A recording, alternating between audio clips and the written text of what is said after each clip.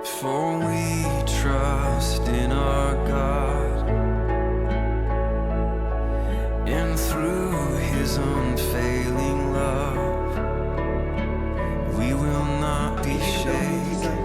We will not be shaken. Terima kasih Tuhan, terima kasih. Amin. Langsung diperhadapkan dengan keadaan bagaimana kita harus meresponi terhadap pengendara-pengendara motor, pengendara-pengendara mobil, Kopaja, Mikrolet, Metro Mini, semuanya, Gojek, apa-apa segala macamnya ya. Kita harus menghadapi mereka, namun kita harus memiliki right respon yang benar.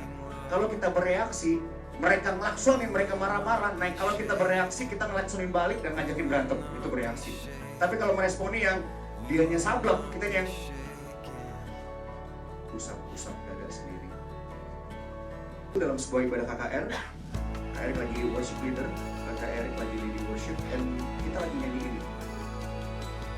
Kini yang lemah dikuatkan, yang miskin diperkaya, karena perbuatannya pada kita. Syukur, gampang ngucapin syukurnya, syukur ya kan? Apalagi miskin diperkaya, wah angkat tangan semuanya. Wah yang lemah dikuatkan, semuanya angkat tangan. And all of a sudden, tiba-tiba Kak Erik dapetin sesuatu kayak Roh Kudus memberikan sesuatu hal yang nyeleneh. Bilang nyeleneh. And then all of a sudden dalam keadaan yang quiet, tenang, dalam hadirat Tuhan yang begitu manis gitu ya. All of a sudden, tiba-tiba Roh Kudus kayak bilang begini, coba kamu balik lagi. Liriknya kamu balik. Firman Tuhan gak boleh dibalik-balik. Tapi kalau lirik lagu boleh dibalik-balik. Oke, jadi akhirnya kan begini. Kini yang lemah dikuatkan. Dengar dulu. Ya, sebentar, sabar. Kalian tahu bahwa segala sesuatu yang terjadi dalam kehidupan kita gak pernah Tuhan lepas pandang. Artinya Tuhan gak pernah lewat gitu, gak pernah lewat dari pandangan Tuhan. Katakan amin. Semuanya pasti ada dalam pemandangan Tuhan, semua dalam perhitungan Tuhan. Katakan amin. Sehingga apa yang baik dalam kacamata kita, baik dalam kacamatanya Tuhan, itu selalu Tuhan tahu gitu. Ya. Yang buruk di matanya kita, tapi baik di matanya Tuhan, itu yang dahsyat. Nah, seringkali justru kita melihat yang buruk itu justru ya buruk aja, padahal Tuhan sedang bekerja untuk mendatangkan kebaikan. Katakan amin. So, akhirnya dalam keadaan yang tenang begitu rupa, wah semuanya pada bersujud waktu itu. And then tiba-tiba Roh Kudus bilang begini, coba kamu balik. So, akhirnya Kak Erik bilang begini, aduh Tuhan, berat, pusing kepala ini. Kenapa begini? Kini yang kuat dilemahkan habis, yang kaya dipermiskin, gak ada yang angkat tangan.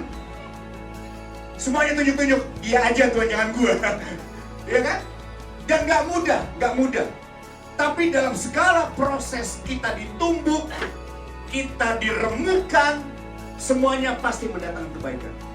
Karenanya memang lebih sangat mudah untuk bersyukur dan menjaga hati, mengelola hati ketika semuanya dalam keadaan baik. Karenanya siang hari ini, I want to teach you something, bukan karena saya lebih hebat dari kalian, enggak. Kak Erik pun masih belajar untuk merespon dengan benar. Amin. Merespon dengan benar. Yuk kita belajar. Kita lihat di Amsal 4 ayat 23. Amsal 4 ayat 23.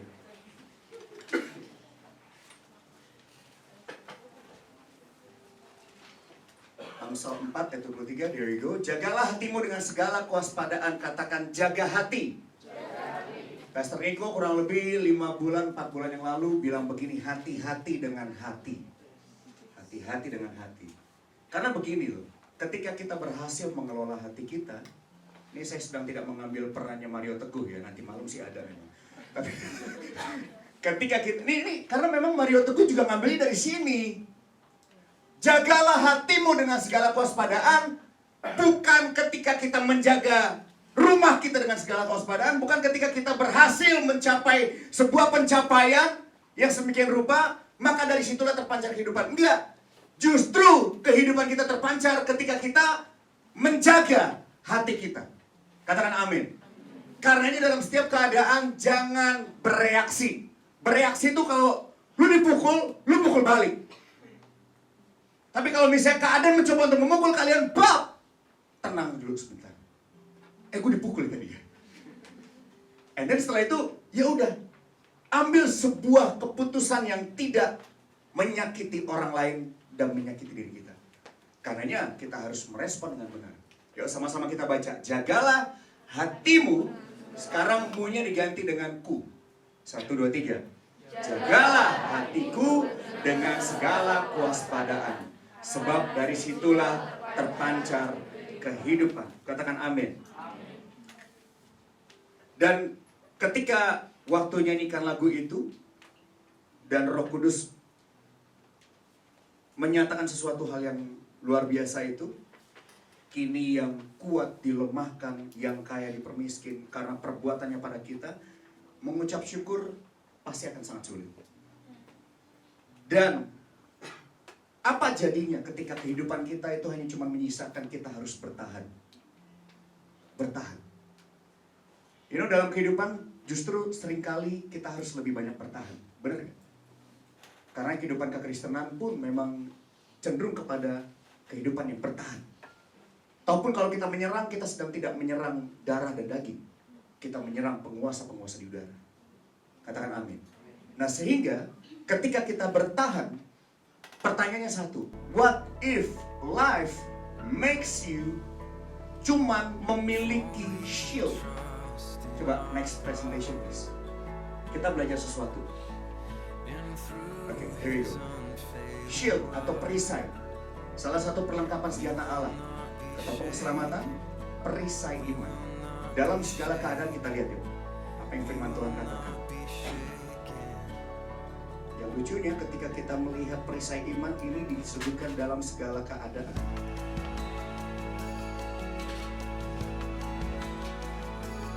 Efesus 6 ayat 16. Dan dalam segala keadaan pergunakanlah apa?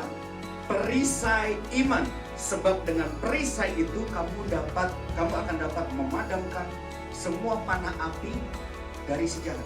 Perisai itu berbicara tentang untuk melindungi dari panah api iblis. Katakan amin. Dan kebanyakan perisai itu bukan hanya dipakai ketika perang dekat, tapi justru ketika perang jauh. Kalian melihat waktu mereka membentuk formasi di film Troy, mereka membentuk formasi dengan shield itu semuanya ditutupin. Jadi mereka berkumpul, membentuk barisan dan shieldnya diangkat sampai menutupi kepala, menutupi kaki semuanya. Ketika ada panah-panah yang terlempar, mereka terjaga dan terlindungi. Dan dengar baik-baik, apa jadinya ketika kehidupan memproses kita dan yang kita cuma punya, kita nggak pakai pedang lagi, kita cuma pakai shield, bertahan. Karena shield itu berbicara tentang bertahan. Katakan amin. What if life makes you having nothing else but shield? Apa jadi kalau kehidupan memaksa kita, mendorong kita, menekan kita dari atas, bawah, kiri, kanan, depan, belakang, yang kita cuma punya satu, shield, bertahan. Jadi semua kembali kepada hati yang paksa. Seringkali kita diserang dengan keadaan, benar ya? Dan kita nggak bisa lagi melihat keadaan. Kita nggak bisa lagi menyalahkan keadaan. Kita nggak bisa menyerang orang-orang sekitar kita. Kita cuma punya satu, shield, untuk bertahan. Bertahan untuk menang itu loh.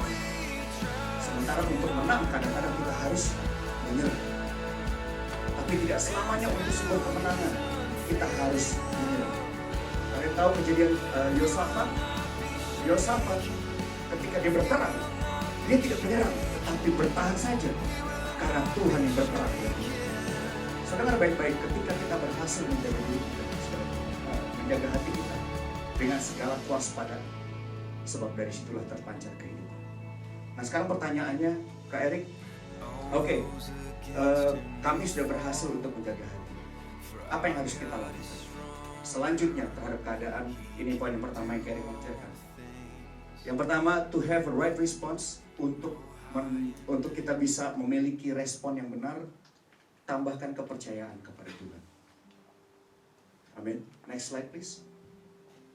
Hal yang pertama untuk kita lakukan, untuk kita bisa memiliki respon yang benar adalah menambahkan percayaan kepada Tuhan. Nah, tetapi apa yang terjadi ketika Daud dituduh dan dipojokkan, Daud justru memilih untuk menguatkan kepercayaannya kepada Tuhan Allahnya. Ayat 6.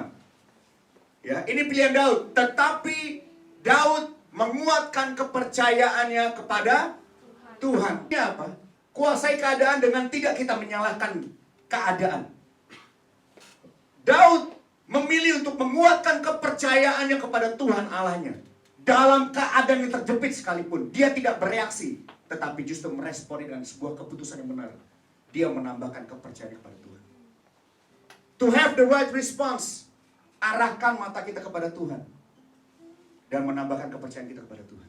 Mudah nggak? Nggak mudah. Sementara dalam setiap keadaan kita selalu berdoa, Tuhan angkat masalah ini, Tuhan angkat cobaan ini, Tuhan angkat tantangan ini. Tahukah kalian mulai hari ini ubah doa seperti itu.